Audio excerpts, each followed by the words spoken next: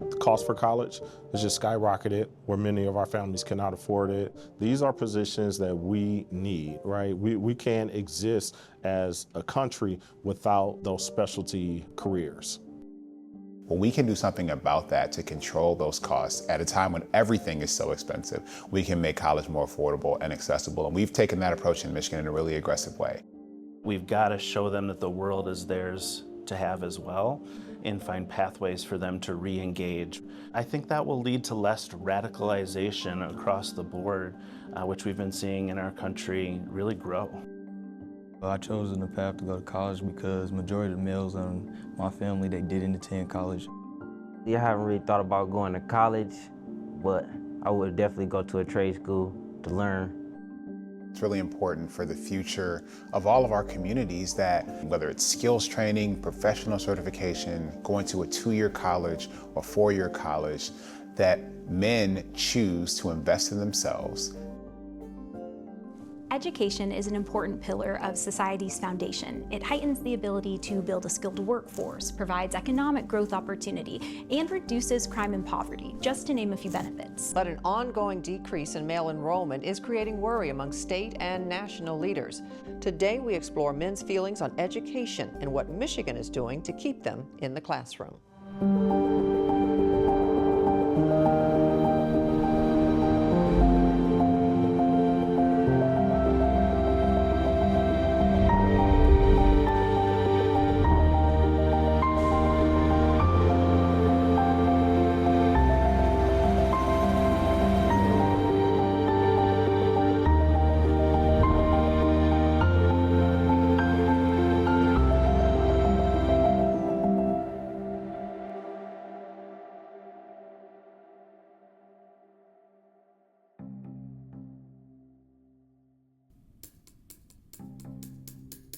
Over the past several decades, the U.S. has seen a decline in male enrollment when it comes to higher education.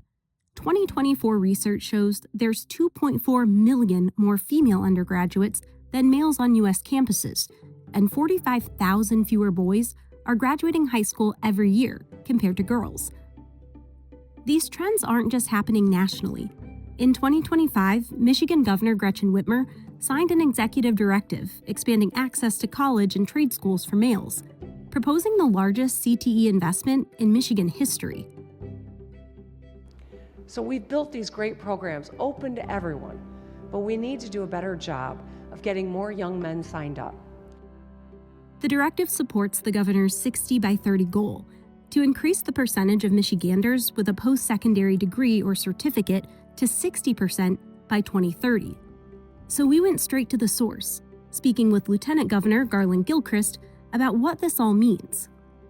The directive was very simple. We want men to be able to stay in Michigan and succeed. And part of success means having access to full set of options for how to participate in the economy. All of the jobs that are going to be available today and going forward, the ability to start a business and to be able to build something that you're proud of in Michigan. But there's work to do, and that's why we've decided to focus on this important element of what we need to make sure Michigan can be at its best and at its strongest and be a leader in the economy going forward.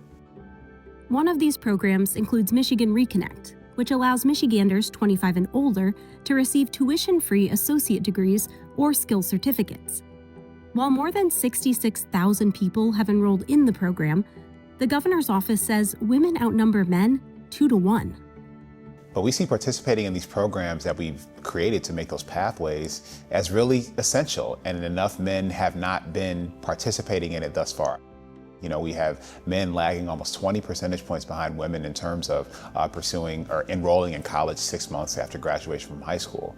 Well, that's a problem that we can actually do something about. So this executive directive was about asking all of our state departments and agencies to find a way to be able to more directly influence and reach men and open them up to the options and possibilities that higher education and that skills training and certifications can make available to them, and to be aggressive about it. And we're looking forward to seeing those interventions really come into play here in this coming school year.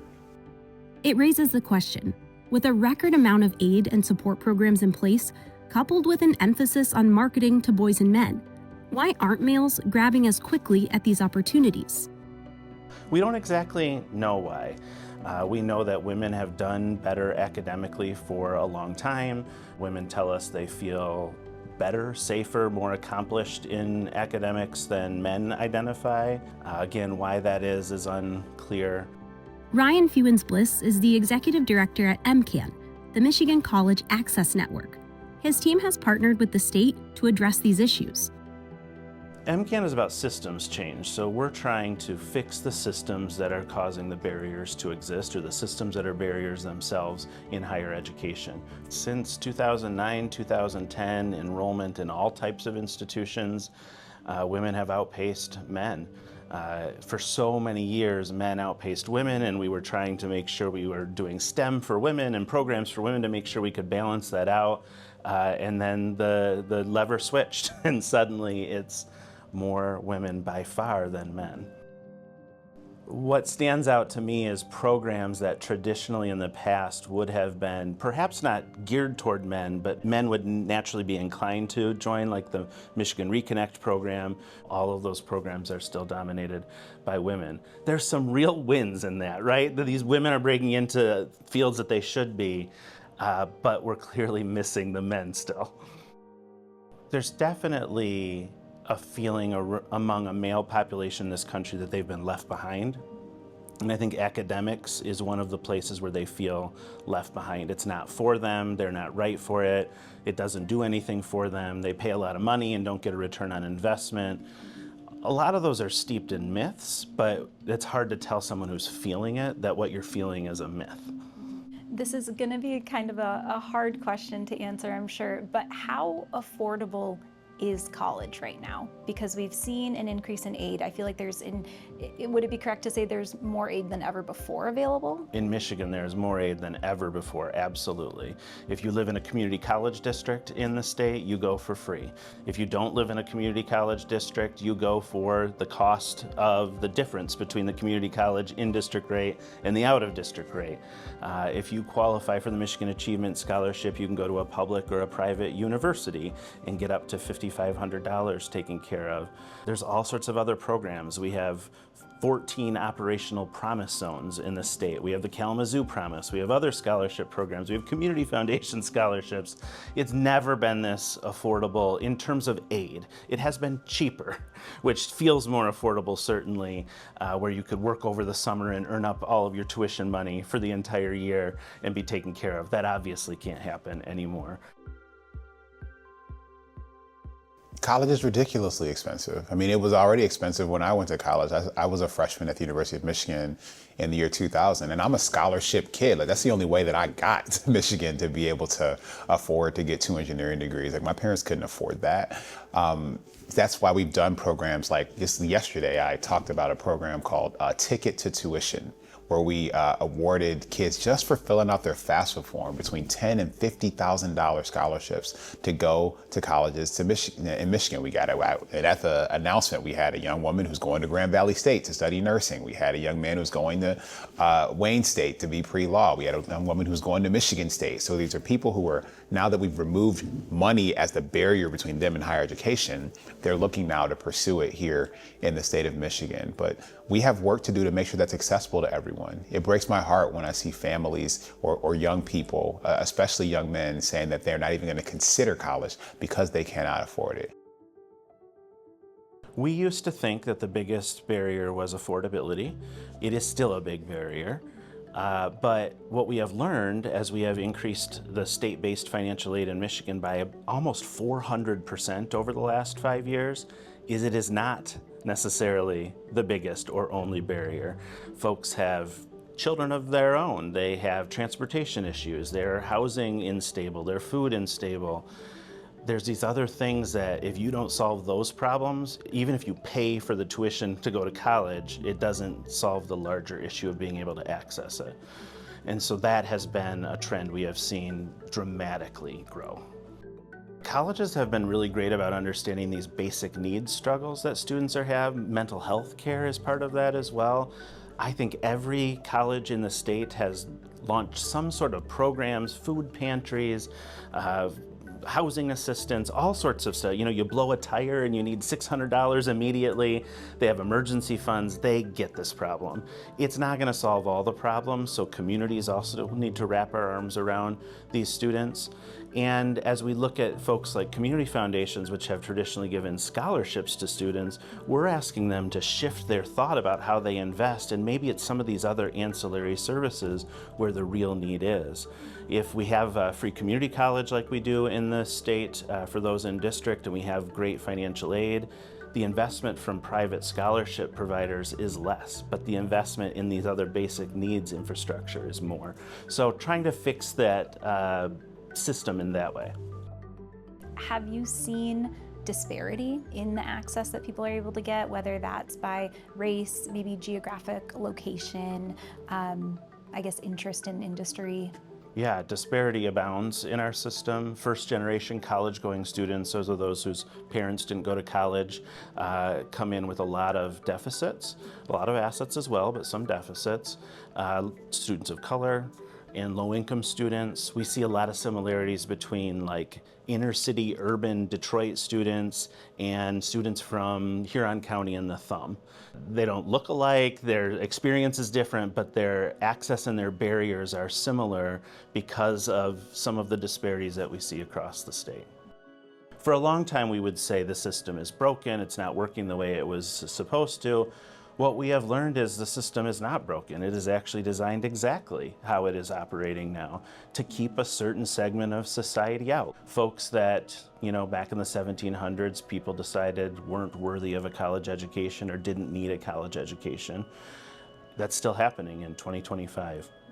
Major disparities. So MCAN's role is trying to tear down those barriers at the systems level. The problem is not the student, the problem is the system. So what our colleges are doing, what our governments are doing, what our K-12 institutions and districts are doing, that's where the barriers lie. And I want to be clear, it's not usually people at the lead of those organizations saying we're going to actively put up barriers for these students. It's built into the DNA of the system, things that have been existent for 100 years. Perhaps, and it's hard to get them out. It's hard to get the gremlins out of those machines.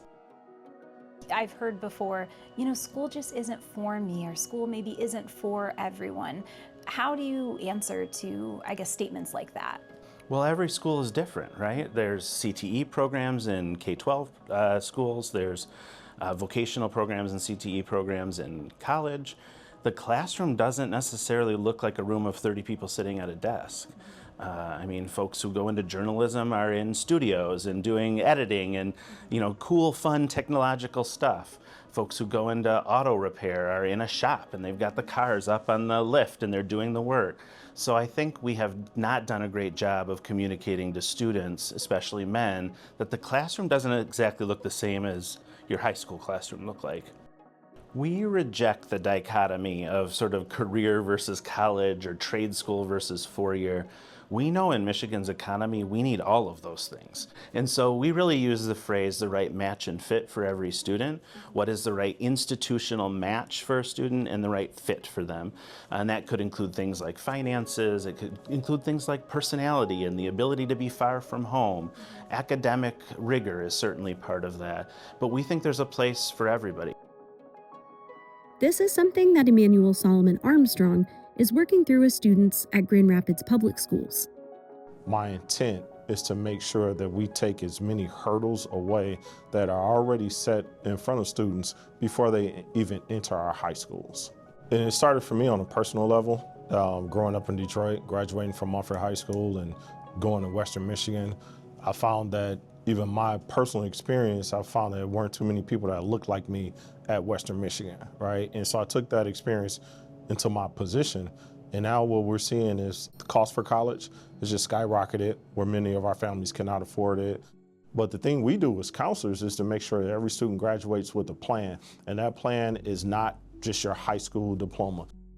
As the counselor coordinator at GRPS, Armstrong's offering students a pathway to get ahead by learning ahead.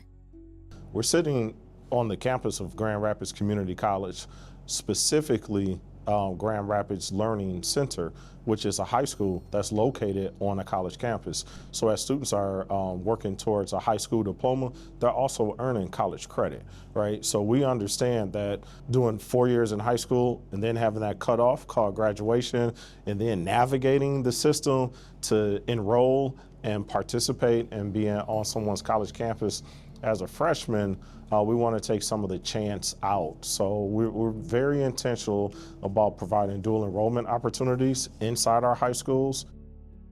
For Randon Beasley Jr., or as many call him, RJ, it's an opportunity to create a vision for those behind him. I chose the path to go to college because majority of the males in my family, they didn't attend college. My mom was one of the first to go to college after graduating with 5 degrees. So I chose to keep following her footsteps to show the pathway for my nephews.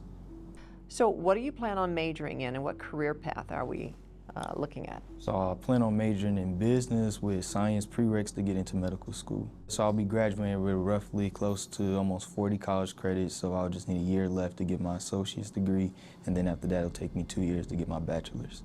So the goal is to own a medical clinics in every state, so 50 states basically in the United States, and then also open up a foundation where I'll be the head of that and the head of the medical clinics, and then also do consulting for school districts on how to deal with child behavior and how to implement it at such a young age, so then more Black African American males can be more emotionally, be able to be more, know how to control their emotions more and stuff, and be able to how to express themselves without feeling like it's bad to do it, basically.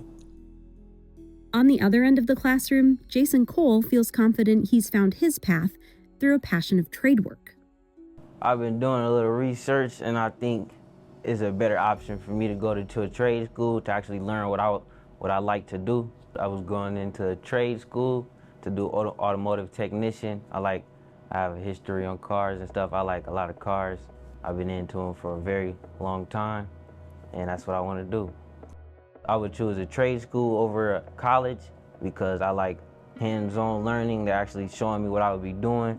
I would be trying to attend a trade school for automotive technician in the fall.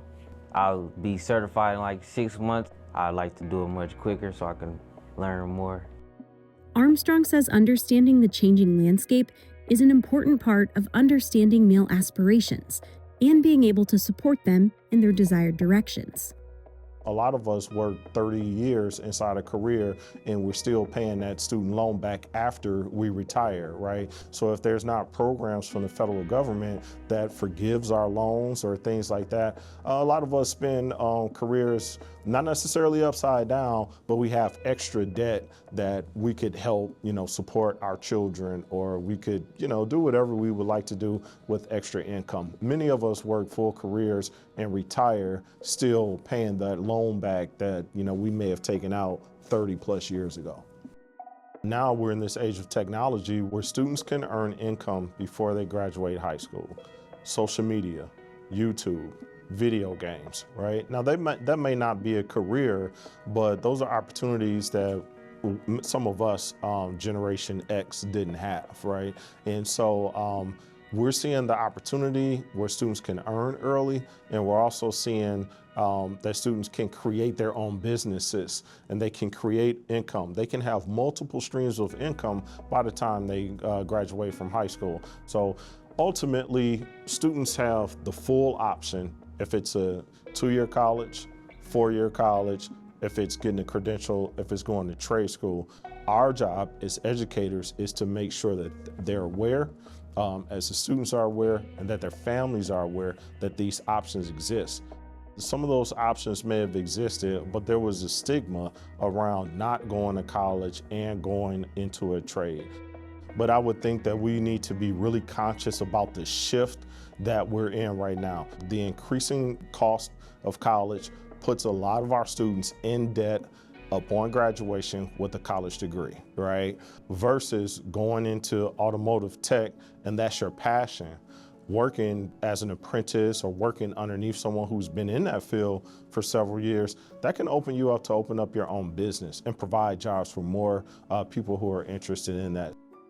There's no right or wrong answer, but we do believe strongly that you need more than a high school diploma in today's economy. It is not debatable. College makes a difference. College is your best case into the middle class.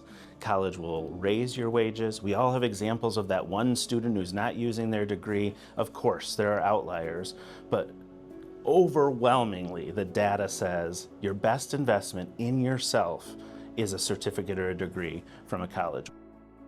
If you watch the wage chart, what's really interesting, and this is what gets a lot of people, and I think this could get more men than women, you're offered pretty high wages right now in our economy, coming right out of high school, even going into fast food, restaurant business, factory, wherever you can access without a whole lot of education.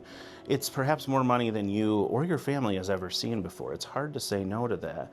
But what we see is if you watch the trend line, those wages do not grow very much. And so as your life changes, you get a car, you want to go on vacation, you get a spouse and perhaps have children, your need for cash grows, but the wages become pretty stagnant in those positions. When you have a certificate or a degree, it's remarkable. The data on the chart just goes way up. Your ability to earn wages over the course of your lifetime grows dramatically. And those first years, we'll see that going right into the workforce might be more money. Long term, we see having a certificate or degree is the investment. Data doesn't only apply to individuals. Studies show education can lead to lasting benefits and even health outcomes for entire communities. That's why leaders today say they're continuing to push against current systems to find access points that work for all. My message is college still matters. No matter what you're hearing in the media, no matter what you're hearing on Facebook, no matter what you're hearing from your uncle when you go to the family reunion, the data is clear.